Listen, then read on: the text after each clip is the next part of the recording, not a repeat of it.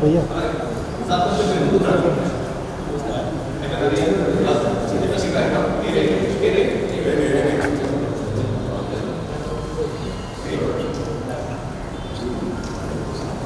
కొంచెం సందీప్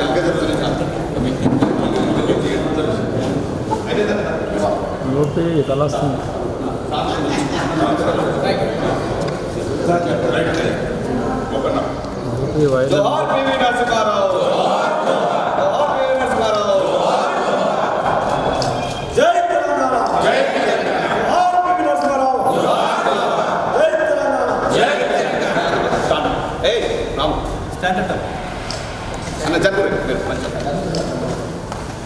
అక్కడే కొంచెం దూరం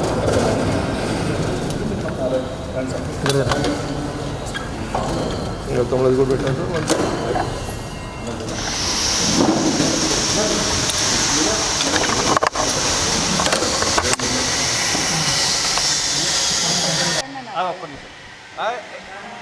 అలా రాము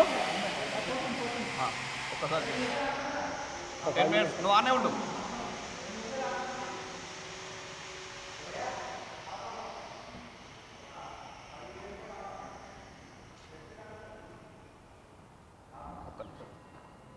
అన్న స్టార్టా. అందరికీ నమస్కారం.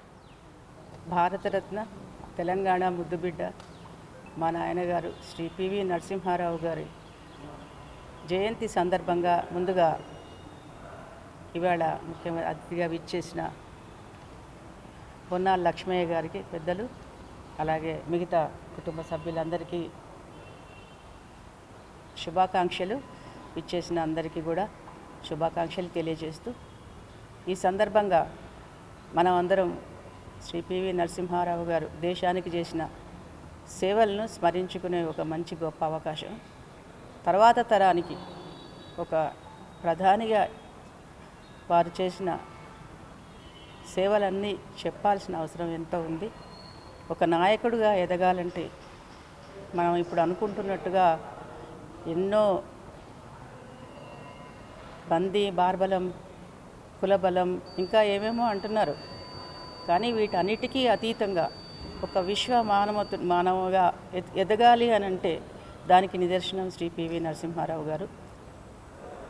నిజాయితీ, ప్రజలకు సేవ చేయాలనే ఒక దృక్పథం, అది ఒక కార్యకర్త నుంచి ప్రధానిగా ఎదగడానికి అది దోహదం చేసింది. అంటే మిగతా అన్నీ హంగు ఆర్భాటాలన్నీ కూడా మనం ఏర్పరచుకున్నాయే, కానీ మనం ఎదగడానికి అటువంటి తోడ్పడుతుంది అని అది అబద్ధం అనే సంగతి ఎంతో క్లియర్గా చెప్పగానే చెప్పినారు. ఆయన జీవిత చరిత్ర చదువుతుంటే మనకు అర్థమవుతుంది.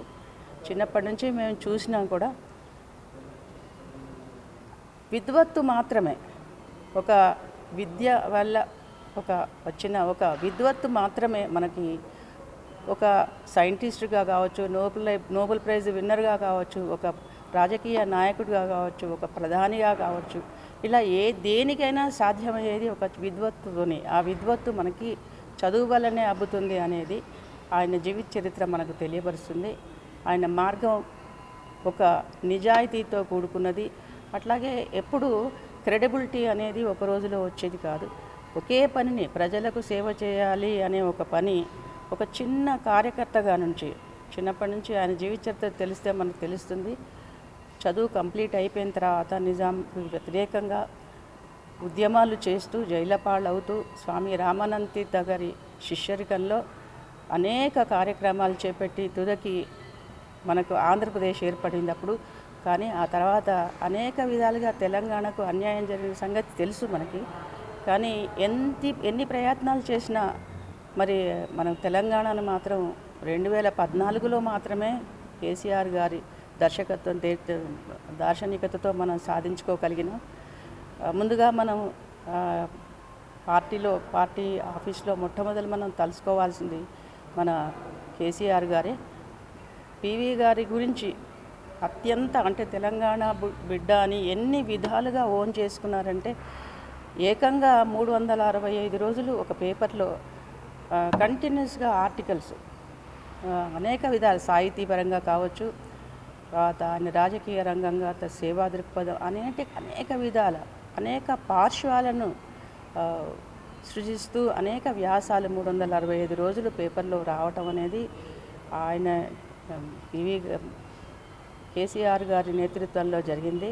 అంతేకాకుండా దాదాపు 48 దేశాల్లో, అప్పుడు బాగా కరోనా కాలం, 48 దేశాల్లో జూమ్లో అనేక మీటింగ్లు, అందులో కూడా సాహితీవేత్తగా అట్లాగే రాజకీయవేత్తగా దౌత్యపరంగా ఇతర విదేశాంగ సరళీకృత ఆర్థిక విధానాలు ఇలాంటి అనేక విషయాల మీద చర్చలు కొనసాగినాయి. ఒక్కసారి అందరికీ ప్రపంచం అంతా తెలిసేట్టుగా పివి గారు ఎవరు అని, మళ్ళీ తెలంగాణ బిడ్డ అని. అప్పటిదాకా మనకున్న చాప్ ఏంటంటే తెలంగాణ మేధావులు లేరు, తెలంగాణ వస్తే చీకటిమయం అయిపోతుంది, తెలంగాణని పరిపాలించే వాళ్ళు ఎవరు లేరు అనుకున్న రోజులు ఆ కాలంలో. కానీ ఒక్కసారి ఇంత గొప్ప మేధావి మన తెలంగాణ నుంచి ఉన్నారా, దేశాన్ని వెళ్ళిన మహానుభావుడు ఈ రాష్ట్రం నుంచి ఉన్నాడా అని ఒక్కసారి ప్రపంచమంతా మేల్కొల్పినట్టు చేసి చివరికి భారతరత్నం వచ్చేట పురుగొల్పింది. మరి ఏ పార్టీలోనైతే జీవితాంతం కృషి చెల్పినారో, జీవితాంతం సేవలు అందించిన అనేక విధాలుగా కార్యకర్త అని ముందు చెప్పాను కదా, రాష్ట్రంలో అనేక శాఖలు, అనేక మంత్రిత్వ శాఖలు, జైళ్ళ శాఖ కావచ్చు, విద్యాశాఖ, వైద్యము, అనేక శాఖలు సంస్కరణలు చేసిన మహానుభావుడు ఆయన. ఆ తర్వాత భూ సంస్కరణలకు ముఖ్యమంత్రిగా అయిన తర్వాత ఎవరికీ భయపడకుండా, భూస్వాములకు ఎవరికి, అప్పుడున్న పరిస్థితులకు ఎవరికి భయపడకుండా భూ సంస్కరణలు చేసిన మహానుభావుడు ఆద్యుడు పివి నరసింహారావు గారు. ఒక రైతు కూలి రైతు కావాలని కలలు కన్న రోజులు. ఆ రోజుల్లో అంటే ఎప్పుడు 200 ఎకరాలు ఒక భూస్వామికి ఉంటుంది, కానీ రైతు కూలి ఎప్పుడు రైతు కూలిగానే ఉండిపోతాడు. కూలీ రైతు కావాలి అనే ఒక ఆలోచనతో భూ సంస్కరణలకు ఆద్యుడై దేశంలోనే మొట్టమొదటిసారి ఆ సంస్కరణ ప్రవేశపెట్టి తన అధికారాన్ని కూడా కోల్పోయినా పర్వాలేదు అని రిజైన్ కూడా చేసిన దృక్పథం మన అందరికీ, ఆ చారిత్రక నిదర్శనాలు మనకందరికీ తెలుసు. అలాంటి మహానుభావుడు నేర్పిన చూపిన మార్గంలో మనం అందరం పయనిస్తే నిజంగా ప్రతి యువ నాయకులు కూడా అట్లా మనం ఈ దేశానికి ప్రధాని కాగలం. ఒకే కుటుంబం నుంచి ఒక వ్యక్తి ప్రధాని కావాలి అనే ఒక ఆచారం ఉండేది, దాన్ని కూడా ఆయనే బ్రేక్ చేసినారు. దక్షిణాది నుంచి ఎవరు కూడా ప్రధాని కాలేదు, కానీ అది కూడా ఆచారాన్ని కూడా బ్రేక్ చేసినారు. వింధ్యా పర్వతాలు దాటి ఎవరన్నా పోయినరో లేదో మరి ఉత్తరాదికి పోయి రాజ్యం వెళ్ళిన దాఖలాలు లేవు. ఎప్పుడో శాతవాహనుల చరిత్ర ఎప్పుడో విన్నాం, కానీ అది ఎంతవరకు నిజమన్న సంగతి మనకు తెలియదు. చరిత్రకారులు చెప్పిన మాట వింధ్య పర్వతాలు దాటినాడట అని, కానీ ఆ దాఖలాలు చాలా నార్త్ ఇండియన్ ఇన్వేడర్స్ కొందరు మన దగ్గరికి వచ్చినారు, మొగలాయిలు వాళ్ళు వీళ్ళు వింధ్య దాటి మన దేశానికి గోల్కొండను ఏలిన దాఖలాలు ఉన్నాయి. కానీ ఇక్కడి నుంచి దక్షిణాది నుంచి ఉత్తరాదికి పోయి ఏలిన దాఖలాలు, చారిత్రక నిదర్శనాలు ఏమీ లేవు. కానీ అది నిరూపించినారు. ఒక సామాన్య కుగ్రామంలో పుట్టిన ఒక కార్యకర్త అంచెలంచెలుగా ఎదుగుతూ ఒక ప్రధాని పీఠం అధిష్ఠించి రెడ్ ఫోర్ట్ మీద జాతీయ జెండాను ఎగరబోయడం, ఆ విషయం వింటేనే, ఆ ఘటన వింటేనే మన హృదయం, తెలంగాణ బిడ్డలమైన మన అందరికీ హృదయం పులకరించిపోయే సంఘటన అది. ఆ 5 సంవత్సరాలు ఒక దీక్షగా ప్రజల క్షేమం మాత్రమే నేను చూస్తాను, ఇంకా మిగతా విషయాలకు మిగతా ఎటువంటి వాటికి కూడా తను ఎటువంటి విషయాలను కూడా దాన్ని పట్టించుకోలేదు. అది భయంకరమైన ఆయనకు ప్రమాదమైన విషయాలు కావచ్చు, కుటుంబానికి సంబంధించినవి కావచ్చు, ఇతరత్రా కావచ్చు, కానీ దేనికి ఒక ఫోకస్ అంతా ప్రజల క్షేమము. ప్రజలు ఇప్పుడేదో బురద మీద రాయేసి గట్టి వెళ్ళిపోదామని కాదు, అప్పుడున్న పరిస్థితులు, ఆర్థిక పరిస్థితులు, దేశం పూర్తిగా తనఖా పెట్టాల్సిన స్థితిలో ఉండే, బంగారం తాకట్టు పెట్టుకునే స్థితి అది. అట్లాంటి పరిస్థితుల నుంచి దేశాన్ని అల్లకల్లోలో ఉన్నది, మండలం అంటారు, ఇంకేమో అంటారు, ఇట్లాంటి గొడవలు, ఆ గొడవల చాలా అన్సర్టన్ ఉండేది తెలంగాణ. అసలు ఇండియా మొత్తం ఎట్లా అన్సర్టన్ అంటే ఎప్పుడు కర్ఫ్యూ వస్తుందో తెలియదు. హైదరాబాద్లో అయితే ఇంకా పెట్టింది పేరు.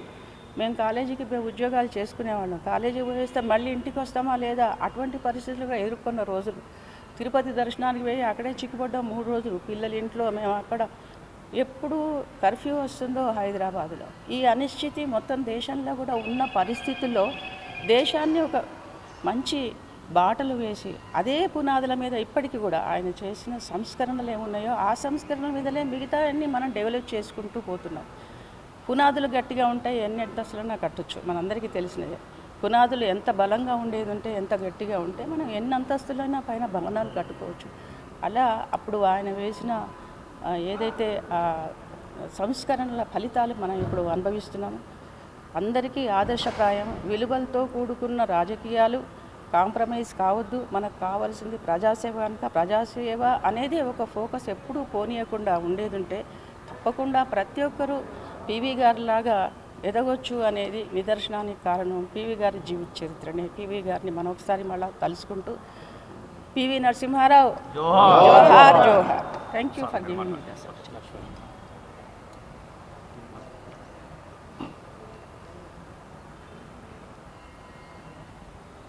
పివి గారి జన్మదిన సందర్భంగా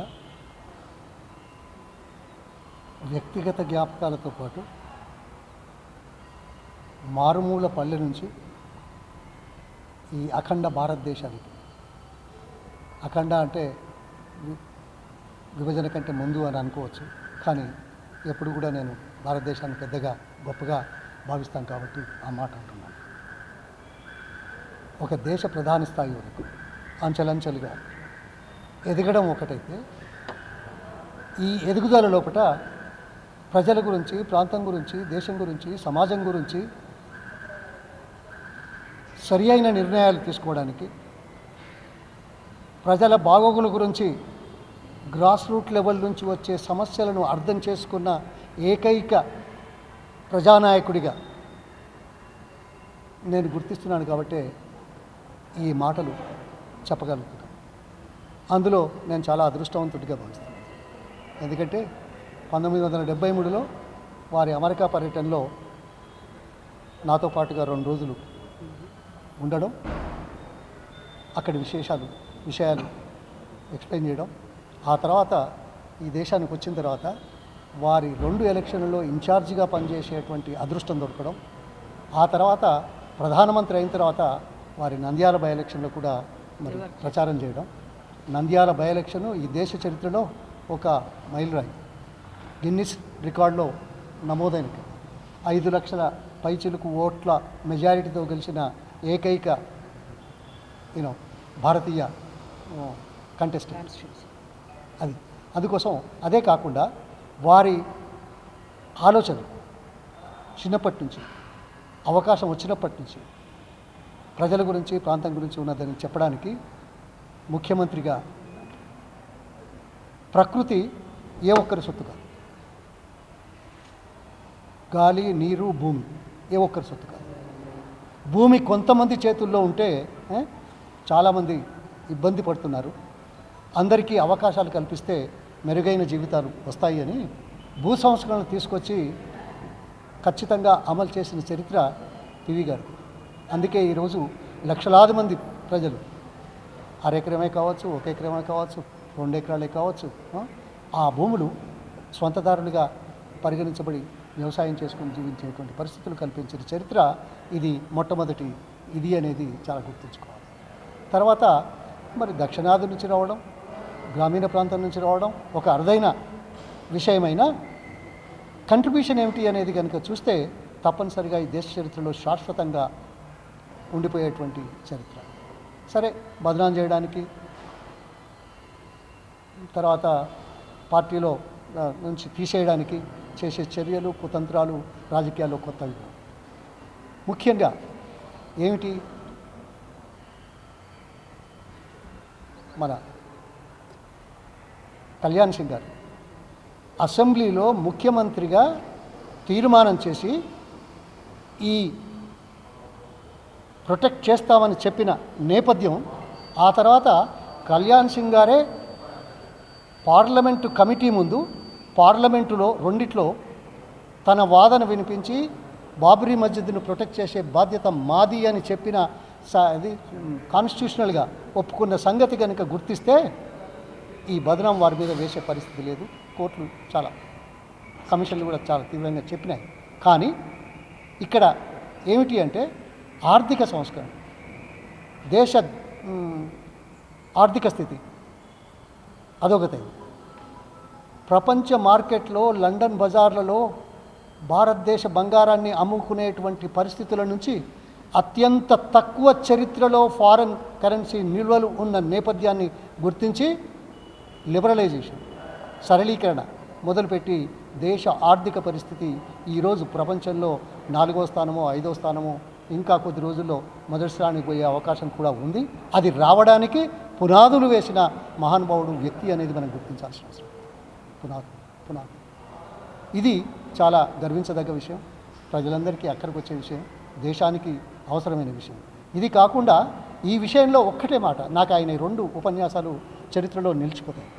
ఒకటి 1992 ఏప్రిల్ 16-17 ఇది ఏఐసిసి ప్లీనరీ తిరుపతిలో అయిన తర్వాత అప్పుడే సరళీకరణ గురించి వార్తలు వస్తుంటే ఎవరూ సరిగ్గా దాన్ని చెప్పలేని పరిస్థితుల్లో ఉంటే పబ్లిక్ మీటింగ్లో ఒక చిన్న మామూలుగా మాట్లాడి ఏంటిది అనేది చాలా చెప్పారు. ఇది అర్థం చేసుకోవాల్సిన అవసరం. భారతదేశం స్వాతంత్రం లభించింది, ఇతర రాజ్యాల ఇతర పెట్టుబడిదారుల ఒత్తిళ్లు లేకుండా ఉండడానికి మనం పరిపాలన చేస్తున్నాం. ఇది ఎలా ఉంది అంటే ఒక చిన్న ఇల్లు కట్టుకున్నాం స్వాతంత్రం వచ్చిన తర్వాత, ఆ ఇంటి తలుపులు కిటికీలు అన్నీ కూడా బయట నుంచి ఎవరైనా వస్తారేమోనని అన్నీ మూసేసినాము. దీనివల్ల ఉక్కపోత మొదలైంది. నేను మాత్రం కేవలం ఉక్కపోత నుంచి బయటపడడానికి ఒక కిటికీ సగమే ఓపెన్ చేశాను, అంతకంటే ఇంకేం చేయలేదు. మన దృష్టి మన ఇల్లు బాగుండాలనేదే అనే మాట ఈ రకంగా ప్రజలకు తెలియజేసే చెప్పిన నాయకుడు కానీ వ్యవస్థ కానీ లేకుంటే ఎకనామిక్స్లు కానీ లేరు అనేది నేను గర్వంగా చెప్పగలుగుతాను. అంటే అంత శుద్ధం. అదేవిధంగా ప్రపంచంలో ఏ దేశాధిపతి అయినా అమెరికాకి వెళ్తారు, అమెరికా ప్రెసిడెంట్లు బాగా రిసీవ్ చేసుకుంటారు. అక్కడ 2 సెనేటు హౌజు జాయింట్ సెషన్స్ ఉంటాయి. కానీ చరిత్ర లోపట పివి గారు మాట్లాడిన మాట ఉపన్యాసం చరిత్రలో ఏ దేశ నాయకుడికి కూడా ఆ సెనేటు హౌజు ప్రశంసలు అంతగా లేవు. వీరికే మొట్టమొదటిసారిగా అత్యంత ఎక్కువగా ఉన్న విషయాన్ని నేను గుర్తు చేస్తున్నాను. అంటే is on the subjects, is on the path, he is for the people, he is for the development, he is for this thing. That's why he has come up from such a కింది స్థాయి నుంచి ఆ పై స్థాయికి పోవడానికి అవకాశాలు కలిగినాయి. అది చరిత్రలో మనం గుర్తుపెట్టుకోవాల్సిన అవసరం, అది స్ఫూర్తిదాయకంగా ముందుకు తీసుకుపోవాల్సిన అవసరం. మన బాధ్యతలను గుర్తించడానికి, గౌరవించడానికి, ముందుకు తీసుకెళ్ళడానికి వారి స్మరణ, వారి త్యాగాలు, వారి కృషి మనం ఎప్పుడు ముందుంచుకుంటే బాగుంటుంది. ఇది ఎవరి కోసమో కాదు, ఈ ప్రాంతం కోసం, ప్రజల కోసం, దేశం కోసం, సమాజం కోసం అది గుర్తుంచుకోవాల్సింది. జోహార్ పివి నరసింహారావు గారు, జోహార్ జోహార్. జోహార్ పివి నరసింహారావు గారు, జోహార్ జోహార్. జోహార్ పివి నరసింహారావు గారు, జోహార్ జోహార్.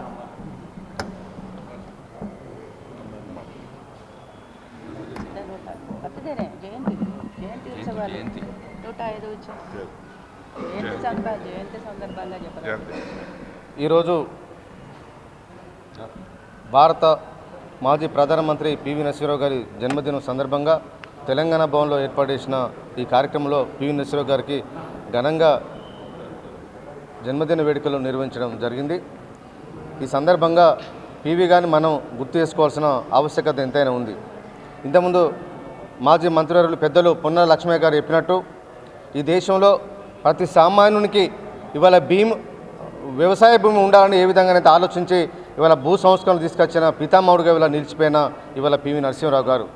అంతేకాకుండా ఈ దేశంలో పారిశ్రామిక రంగంలో పెట్టుబడులు పెట్టాలంటే కొంతమంది ధనవంతులకు మాత్రమే బాంబే స్టాక్ ఎక్స్చేంజ్లో పెట్టుబడులు పెట్టే అవకాశం ఉన్నది, దానిలో చాలామంది మోసాలు జరుగుతాయనే ఉద్దేశాన్ని దాన్ని గమనించి కొత్తగా నేషనల్ స్టాక్ ఎక్స్చేంజ్ని ఏర్పాటు చేసి పెద్ద పారిశ్రామికవేత్త ఎట్లయితే పెట్టుబడులు పెడతాడో తాను తన డ్రైవర్ కూడా అదే ఎన్ఎస్లో స్టాక్ మార్కెట్లో పెట్టుబడులు పెట్టే విధంగా ప్రోత్సహించి ఈ దేశంలో చాలామంది పెట్టుబడిదారులందరికీ చిన్న చిన్న పెట్టుబడిదారులకు కూడా అవకాశాలు కల్పించి ఇవాళ స్టాక్ మార్కెట్లో మనం కూడా పెట్టుబడులు పెట్టచ్చు, మనం కూడా లాభాలు ఆర్జించవచ్చు అనే విధంగా ఇవాళ సంస్కరణ తీసుకొచ్చి కంప్యూటరైజ్ చేసిన గొప్ప నాయకుడు ఇవాళ పివి నరసింహారావు గారు. కాబట్టి ఈ దేశంలో ఆర్థిక వ్యవస్థ ఇప్పటికీ ఈ రోజు కూడా బలంగా ఉన్నదంటే స్టాక్ మార్కెట్లో ధైర్యంగా ఇవాళ పెట్టుబడులు పెడుతున్నారంటే దానికి పివి నరసింహారావు గారు తీసుకొచ్చిన సంస్కరణ అనేది సాధ్యమైంది.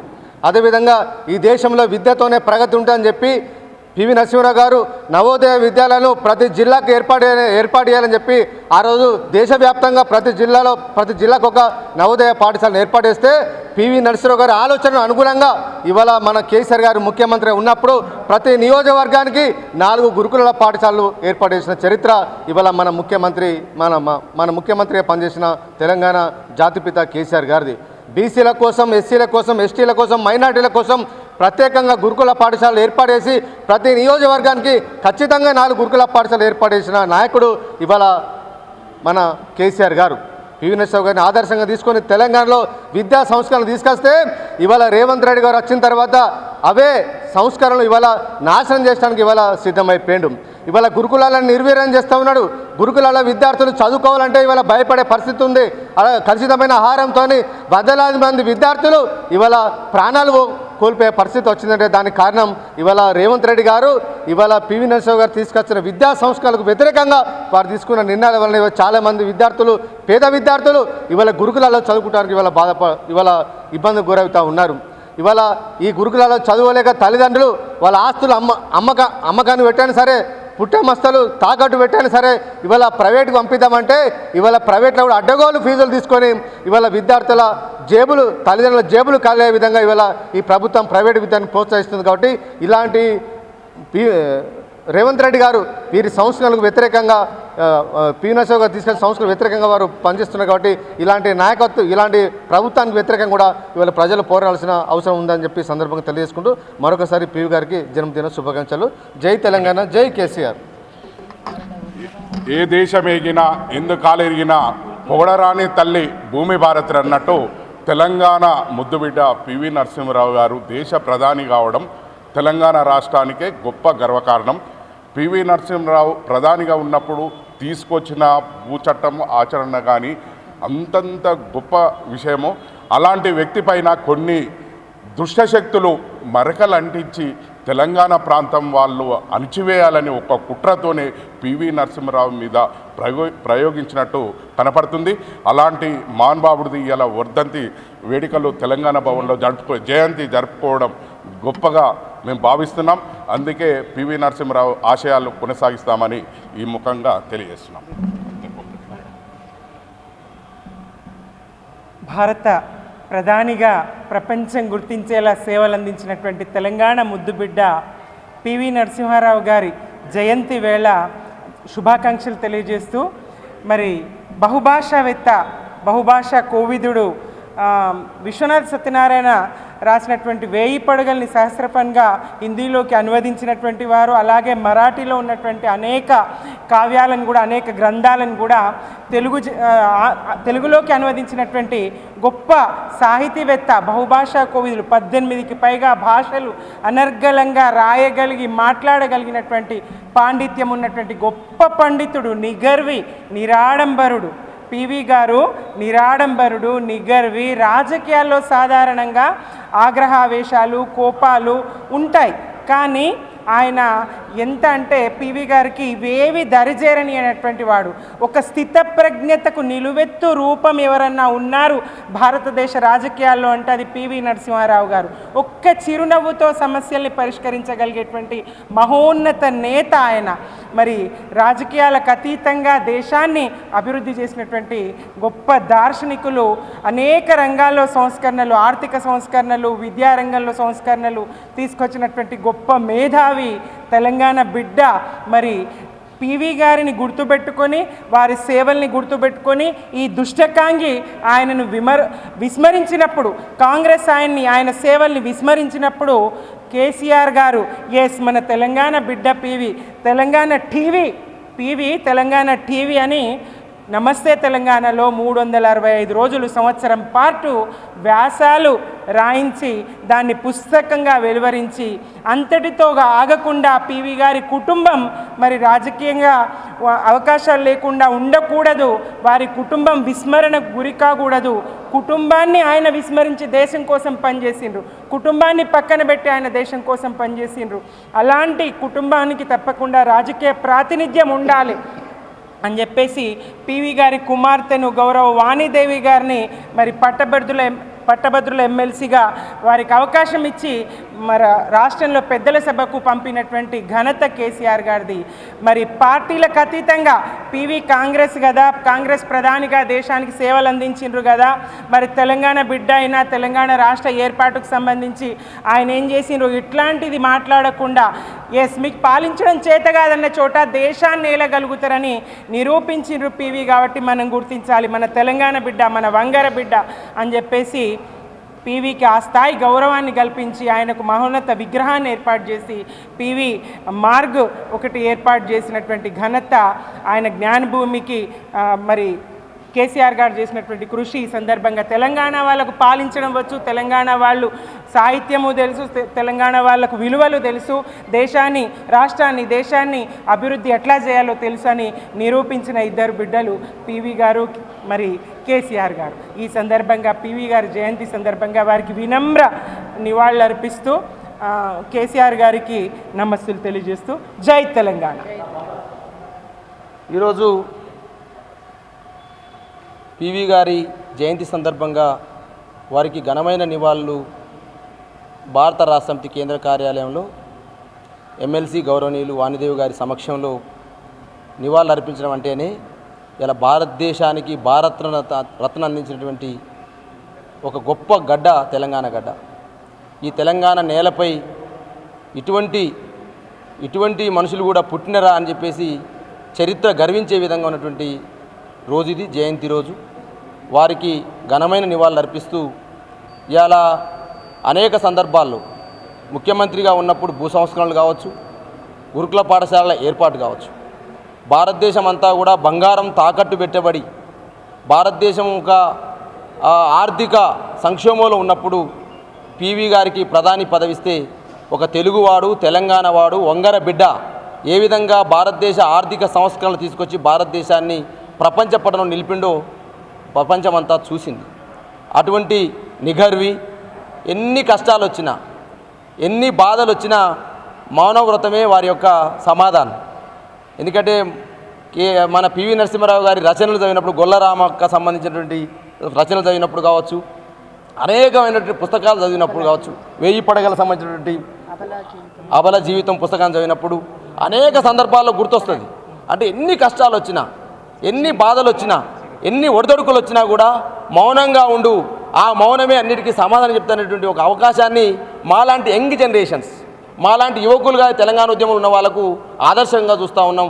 అటువంటి ఆదర్శనీయుడు మన తెలంగాణలో పుట్టడం, ఆ తెలంగాణ పుట్టేటువంటి ఈ పివి గారికి భారతరత్న రావడం, ఆ భారతరత్నకు గతంలో కాంగ్రెస్ పార్టీ అనేక రకాలుగా ఇబ్బందులు పెట్టినప్పటికీ, అనేక రకాలుగా వారిని గుర్తించకపోయినప్పటికీ మన పివిని మనం గౌరవించుకోవాలని చెప్పేసి గౌరవ తెలంగాణ తొలి ముఖ్యమంత్రి కేసీఆర్ గారు కావచ్చు, మా బీఆర్ఎస్ పార్టీ కావచ్చు, వారిని గౌరవించుకోవడం అంటే వారి నిలువెత్తు విగ్రహాన్ని ఇవాళ ఏదైతే ఐమాక్స్ సెంటర్లో పెట్టాలని, ట్యాంక్ బండ్ దగ్గర పెట్టాలని చెప్పేసి, అదేవిధంగా పివి మార్గ్ అనే ఒక రోడ్డుకు నామకరణం చేయాలని, పివికి ఒక ఘనమైన నివాళులు ఇవ్వాలంటే వారి యొక్క సమాధిని అద్భుతంగా నిర్మించాలని, అదేవిధంగా పివి గారి జయంతిని అద్భుతంగా నిర్వహించాలని చెప్పేసి జయంతి ఉత్సవాల సందర్భంగా అనేక అసెంబ్లీలో తీర్మానం చేసి మరి అలా అనేక సందర్భాల్లో పివి గారు మన టీవీ లెక్క మరి యొక్క కేసీఆర్ గారి నాయకత్వంలో ఉండడమే కాకుండా వారి కుటుంబం అనేక ఎత్తుపల్లాలను చూసింది. వాస్తవంగా వాణిదేవి మేడం గారిని చూస్తూ ఉంటే మాకు గర్వం అనిపిస్తూ ఉంటుంది. పివి నరసింహారావు గారి కూతురు ఇంత సింపుల్సిటీగా ఉంటారా, ఇంత గొప్పగా ఉంటారా, వాళ్ళ అట్టిట్యూడ్ చూసి నేర్చుకోవాలనిపిస్తుంది. వాస్తవంగా యంగ్ జనరేషన్ మా లాంటి వాళ్ళం అంటే చాలామంది చిన్న కార్పొరేటర్ అయితేనో, చిన్న ఎమ్మెల్యే అయితేనో అనేక రకాలుగా ఎట్నో ప్రదర్శిస్తూ ఉంటారు. ఒక ప్రధానమంత్రి కూతురు ఇట్లా ఉంటుందా అనేటువంటి మేము అందరం కూడా యంగ్ జనరేషన్ నేర్చుకునే విధంగా మరి మా యొక్క వాణిదేవి గారిని ఎమ్మెల్సీగా గెలవడం, అదేవిధంగా వారు మా రాజకీయ పార్టీలో మా పార్టీలోకి మాకు అందరికి అండగా ఉండడం, మరి ఈరోజు మరి పివి గారి యొక్క జయంతి సందర్భంగా వారికి ఘనమైన నివాళులు అర్పిస్తూ పివి గారి సేవలు కానీ, పివి గారు తీసుకొచ్చిన సంస్కరణలు కానీ, పివి గారు తెలంగాణ చేసినటువంటి అనేక రకాల సంక్షేమ కార్యక్రమాలని ఈ తెలంగాణ గడ్డ మర్చిపోదని గుర్తించే విధంగా మన కేసీఆర్ గారు అనేక రకాల కార్యక్రమాలు చేశారు కాబట్టి మరి వారి సందర్భంగా మరొకసారి వారి యొక్క సేవలను గుర్తు చేసుకుంటూ మరి బీఆర్ఎస్ పార్టీ కేంద్ర కార్యాలయంలో వారికి నివాళులు అర్పించడం జరిగింది. మీ దూదిమెట్ల బాలరాజు యాదవ్.